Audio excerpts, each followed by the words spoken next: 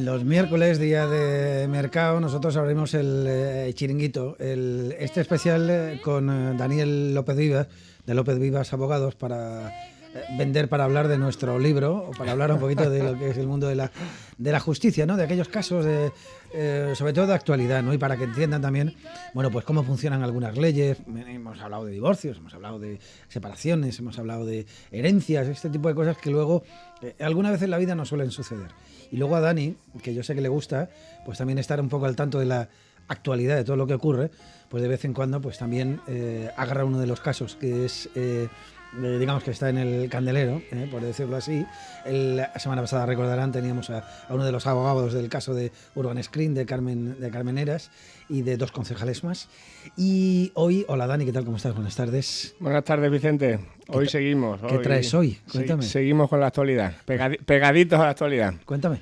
Pues mira, hoy vamos a hablar de la concesión del condado de Casa Ayala, título nobiliario cuyo otorgamiento se ha recurrido en los tribunales por Raquel Mugiro. Raquel Mugiro se llama la chica que lo ha recurrido, que es una chica de Badajoz, que ha estado pleiteando al entender que ese título, que le pertenecía a su padre, Pedro Mugiro y Morales Arce, le debía ser concedido. Este señor ya previamente se lo había pasado a su hermano Alejandro, y ya decimos, Raquel ha recurrido judicialmente esa concesión pues para que se lo otorgaran a ella. Pero es que además Raquel Guirado Sánchez, que era como se llamaba anteriormente esta chica, para que haya podido pasar a ser Raquel Mugiro, pues previamente a esa demanda de reclamación del título ha tenido que presentar una demanda de paternidad contra este señor, lógicamente con pruebas de ADN incluida, pues para que se le reconociera que era hija de Pedro Mugiro y se le pudiera conseguir sus apellidos, ya que Raquel había nacido de una relación extramatrimonial y no había sido reconocida por su padre. Hasta ahí todo claro. Hasta ahí todo claro. Estamos hablando de un caso pues que, como ya hemos dicho, no ha tenido relevancia solamente a nivel regional, que ha habido algún artículo de prensa, sino que también ha salido en periódicos nacionales como El País o en digitales como El Confidencial. Ha despertado mucho interés, no solamente por el largo recorrido judicial que ha tenido. Estamos hablando de un caso que ha llegado hasta el Tribunal Supremo y que se ha dictado una sentencia por el Pleno, lo cual no es muy habitual, sino por lo interesante que es desde el punto de vista legal, ya que en las 3 instancias por las que ha pasado el caso, es decir, primera instancia, recurso de apelación ante la Audiencia Provincial y recurso de casación ante el Tribunal Supremo, pues en cada uno de ellos ha dictado una resolución totalmente contradictoria con la anterior. También me gustaría recordar, puesto que viene de antiguo y es un tema que habitualmente la gente de la calle no suele conocer, pues que actualmente los títulos nobiliarios no llevan ningún tipo de beneficio ni económico ni legal. Es simplemente una cuestión honorífica, personal. Una cuestión honorífica, sí. Es lo único que conlleva actualmente. Bueno, antes de hablar con el abogado, el abogado que lleva el caso de esta señora, oye, ahora mismo el caso hemos leído que la última sentencia dice que no se lo van a conceder.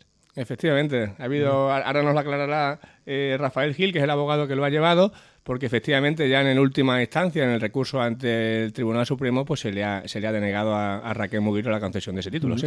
Rafael Gil, hola, buenas tardes. Hola, muy buenas tardes. Buenas, Rafael. Hola, muy buenas tardes. A ver si nos puede traer un poco de luz arrojar un poquito de luz sobre este tema, porque a priori parece un poquito complicado. Como ya le he contado yo a los oyentes, la batalla legal empezó con una demanda de paternidad, ¿verdad? Efectivamente, aunque no hay una relación, digamos, directa o necesaria entre uno y otro procedimiento, porque el asunto del que tratamos hoy viene derivado de una actuación concreta que se realiza durante ese procedimiento. Lo cierto es que efectivamente esto se inicia en 2011 y Raquel Mugiro pues plantea una acción de reclamación de filiación paterna extramatrimonial, lógicamente pretendiendo ser reconocida como hija de su padre a todos los efectos, ¿no? ¿Se le reconoció o no se le reconoció que era? Efectivamente hay una sentencia, la sentencia de familia, en este caso, de 17 de febrero de 2012, en la que se reconoce esa condición de hija de su padre, ¿no? Y además quiero insistir mucho en esa definición final, ¿no? Con todos los efectos legales inherentes a esa condición de hija. Ajá. Tengo entendido que Pedro Muguiro, el padre de Raquel, ya declarado legalmente como padre, antes de que se dictara esa sentencia por la que se reconoció la paternidad, decidió cederle el título nobiliario de conde de Casa Ayala a su hermano Alejandro. ¿Es esto cierto? Ciertamente, cuando hablaba de que en principio no había ninguna vinculación entre los procedimientos, me refiero un poco a eso. Nosotros iniciamos, lógicamente, y simplemente una demanda de filiación para acreditar la paternidad de Pedro en relación con su hija. Pero este señor, en la demanda de filiación, en el procedimiento de filiación, digamos como puesta en escena de lo que ocurre muy brevemente, a él lo emplazan el 28 de julio del 2011, contesta la demanda el 27 de septiembre de 2011 y cede el título sin esperar al resultado del procedimiento o teniéndolo el 19 de octubre del 2011, ¿no? Es decir, vivo el procedimiento y recién contestada la demanda, ¿no? ¿Tenía el señor Muguiro algún otro hijo? No, el señor Muguiro es soltero y la única hija o hija que se le conoce es Raquel. De acuerdo. En este caso es hija única, podríamos decir, ¿no? Vale. ¿Es soltero, perdón? Sí, es soltero, sí. Y entonces Alejandro, que es otro hijo, también extramatrimonial o... No, Alejandro es su hermano. A ver, para que quede claro, el señor Pedro Muguiro, que no tenía hijos, le cedió el título a su hermano. En perjuicio de su hija extramatrimonial. Ah, bien. Eso es lo que hace y eso es lo que se confirma, digamos, como, entre comillas, conforme a derecho, ¿de acuerdo? Ya. Esa preferencia del hermano a la hija. Vale, el rey Juan Carlos es cierto que rubrica esa carta de sucesión, es decir, le da el visto bueno a esa cesión de Pedro Muguiro a su hermano, ¿verdad? Sí, efectivamente, hay un procedimiento, hay un expediente que se tramita ante el Ministerio de Justicia, que se inicia, como digo, con una cesión en escritura pública el 19 de octubre del 2011, curiosamente ante el notario de tu ciudad, de vuestra ciudad, ¿no?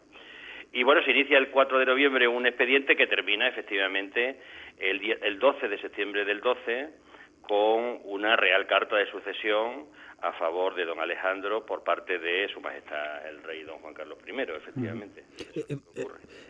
Rafael, esto como... bueno, no soy un poco lego en materia nobiliaria, por lo que veo. Quiero decir, el tema de la cesión de un título, ¿cómo se hace? ¿No es un poco por herencia, por el hijo primogénito o la hija primogénita? ¿O es un poco voluntario cederlo a quien tú quieres? No, eso está dentro, lógicamente, de un orden sucesorio, que, bueno, pues hasta precisamente una norma que aquí sale mucho a colación, que es la ley de igualdad de derechos del hombre y de la mujer. Había, digamos, una preferencia en la primogenitura del varón, eso cambia, pero en todo caso, digamos que la concesión de los títulos nobiliarios, digamos que las características fundamentales, por limitarlo en 4 términos, en primer lugar es que es una concesión graciosa o graciable, ¿no?, por parte del rey, en base a un reconocimiento, a mérito, a lo que sea. Son concesiones perpetuas, son a veces evidentemente puede darse excepcionalmente el carácter vitalicio, es decir, tienes un título nobiliario mientras viva y eso no digamos que no se sucede, no lo hereda nadie, no lo heredan tus descendientes.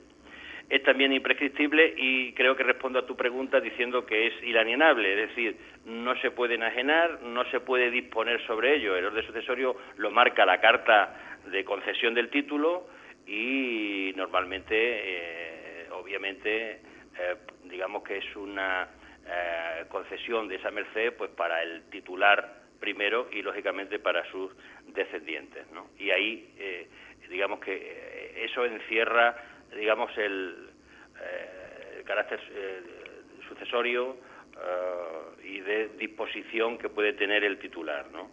Y lo único que cabe, digamos, como margen en este tipo de cuestiones es cuando, bueno, pues un progenitor tiene varios títulos y entonces ahí, bueno, pues puede hacer alguna alguna disposición especial, pero ya te digo, en relación con los títulos nobiliarios, concesión graciable del rey, perpetua, imprescriptible, inalienable, y dentro del orden que marca la carta de concesión, que normalmente obviamente está dentro de su descendencia, ¿no? De acuerdo. En este caso, el condado de Casa Ayala, ¿qué rey lo concede y en qué año lo concede por primera vez?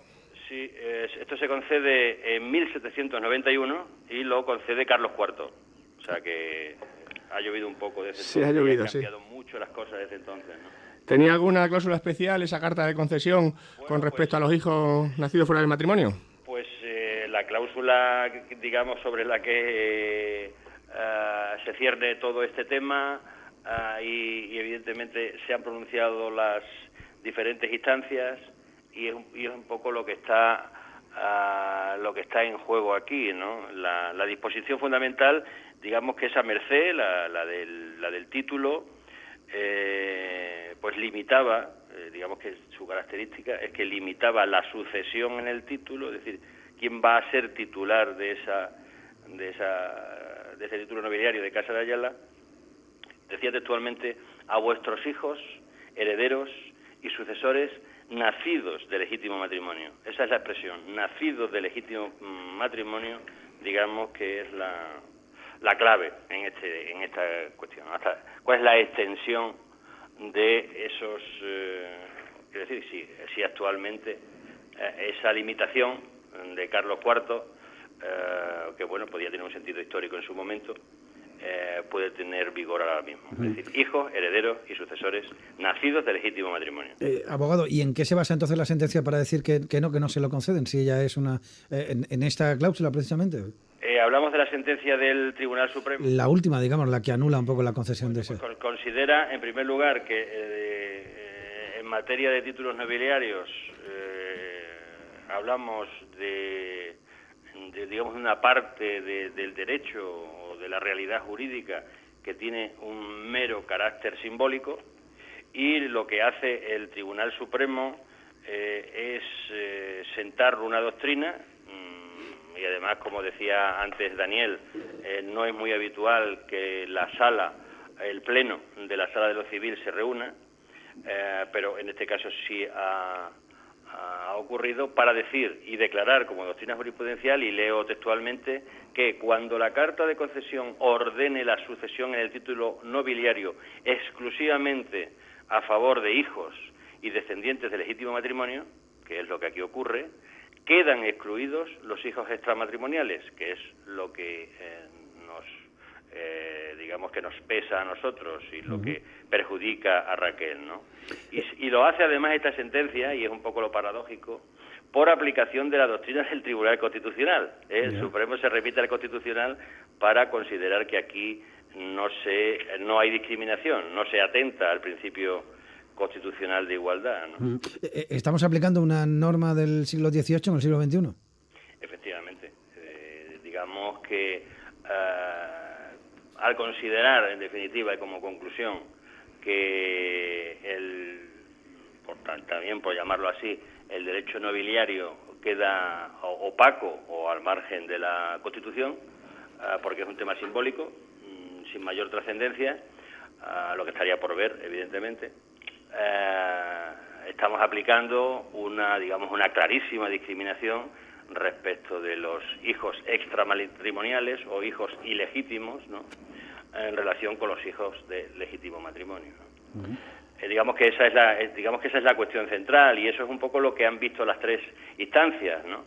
Primera instancia sigue la línea del Tribunal Constitucional y del Tribunal Supremo, y considera que aquí no hay discriminación. La Audiencia Provincial, sin embargo, considera que es una situación aberrante, que es incluso inmoral e ilegal, y el Tribunal Supremo nos dice que esto está al margen de la Constitución, que digamos que es una zona opaca a la Constitución, y ahí la Constitución tiene poco que decir y que intervenir. A ver, Rafael, estamos hablando entonces que cada instancia ha dictado, como ya dije yo, una resolución totalmente contradictoria con la anterior, ¿verdad? Sí, totalmente. En primera instancia se desestima nuestra demanda, ¿no?, la demanda en la que se planteaba pues una acción de nulidad sobre la actuación que se había realizado sobre la cesión del título nobiliario, ¿no? y además interesábamos una acción declarativa del preferente derecho genealógico de la hija respecto del hermano, ¿no? Lo que parece bastante obvio, ¿no? Pero la sentencia de instancia sigue la línea, y además así empieza, del Tribunal Constitucional y del Tribunal Supremo, ¿no? Para decir que no hay discriminación.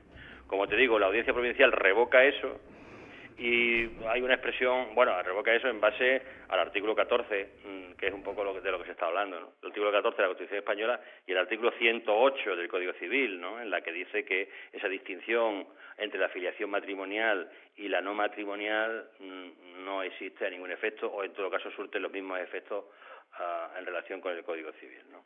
Y esta sentencia de la Audiencia Provincial eso es relevante porque dice textualmente que podría decirse que el mismo uso hoy día de la expresión hijo ilegítimo resulta además de anacrónica e ilegal de una más que dudosa moralidad. Eso lo dice la Audiencia Provincial. El Tribunal Supremo lo revoca, como digo, en base a que considera que estamos ante un tema simbólico, sin trascendencia ninguna, y pues excluye a los hijos extramatrimoniales y se queda tan tranquilo, ¿no?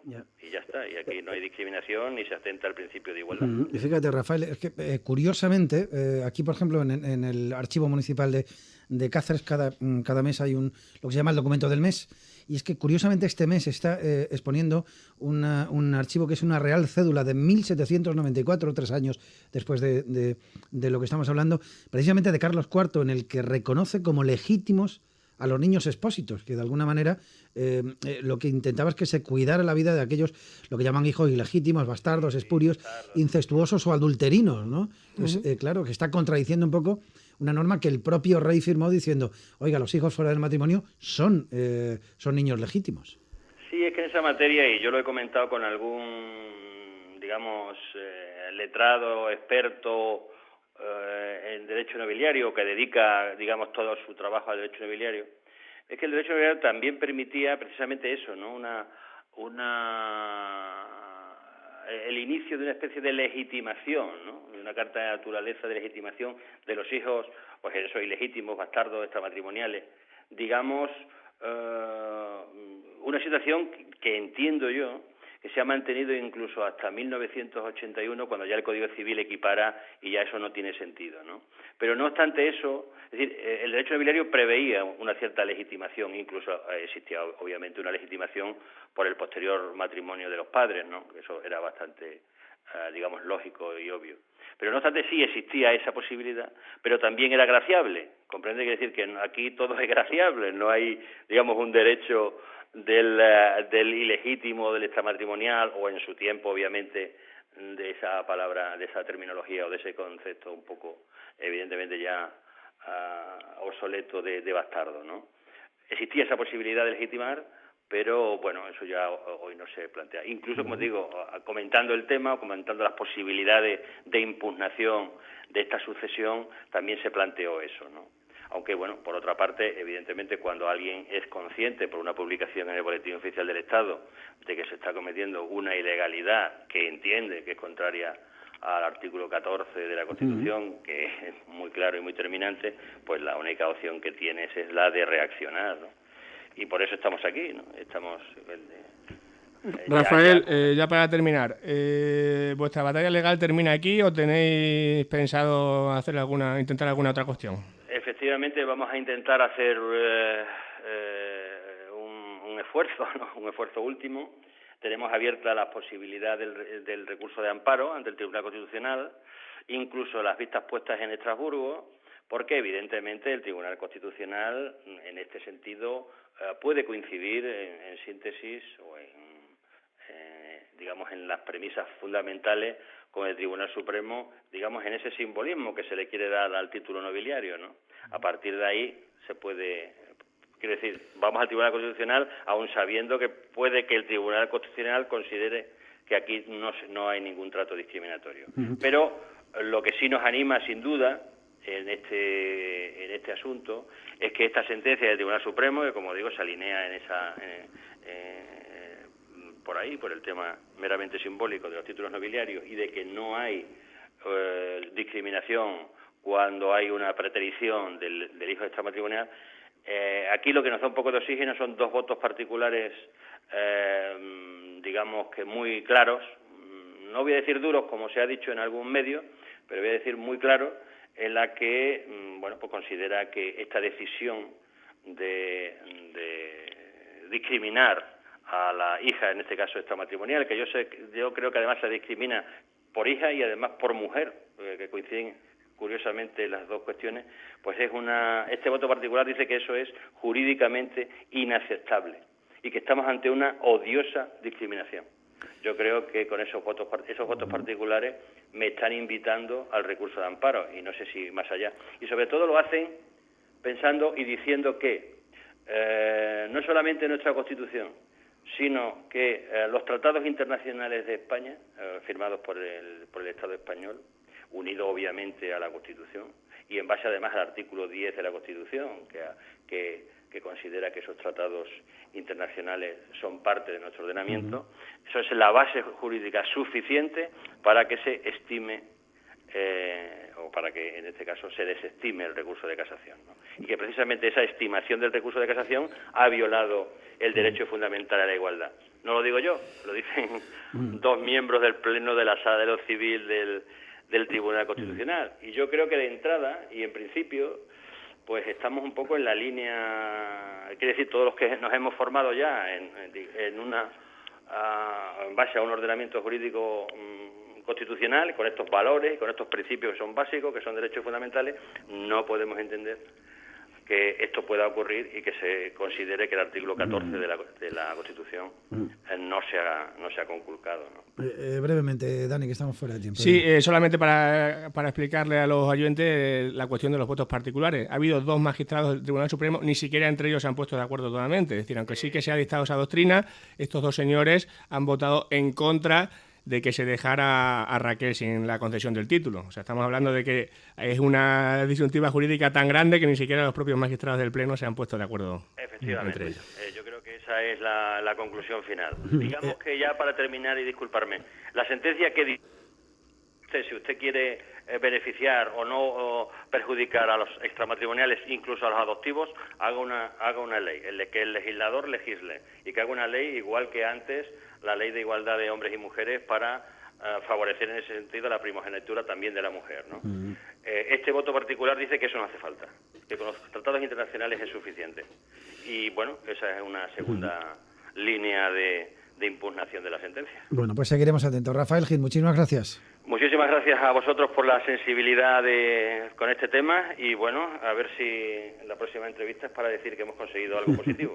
Lo veremos, a ver si es condesa. Venga. Un abrazo, hasta luego. Hasta luego. Bueno, Dani, tema curioso, sin duda. Tema muy curioso que ni siquiera los magistrados se pongan todos de acuerdo entre ellos, porque es que estamos hablando de lo que tú... Tengo título nobiliario, además que bueno, que es una cosa además un poco, en fin, más que otra cosa por el orgullo de llevarlo, entiendo, porque no conlleva, digamos... Sí, ya hemos dicho, una cuestión meramente honorífica, pero claro, también es cierto que si alguien tiene derecho a algo, pues yo entiendo que está en su criterio exigirlo. Escuchándote a ti y a su abogado, bueno, si ella se la ha reconocido, todo el tema de herencias y demás lo tiene seguro, porque además es la única heredera legítima. Digamos. Sí, claro, estamos hablando de que no tiene nada que ver con la sucesión. La sucesión ya desde el momento en el que te reconocen como hijo ya la tienes. Conde de López Vivas. Un placer, caballero. Gracias, Vicente. Hasta luego, Daniel. Adiós.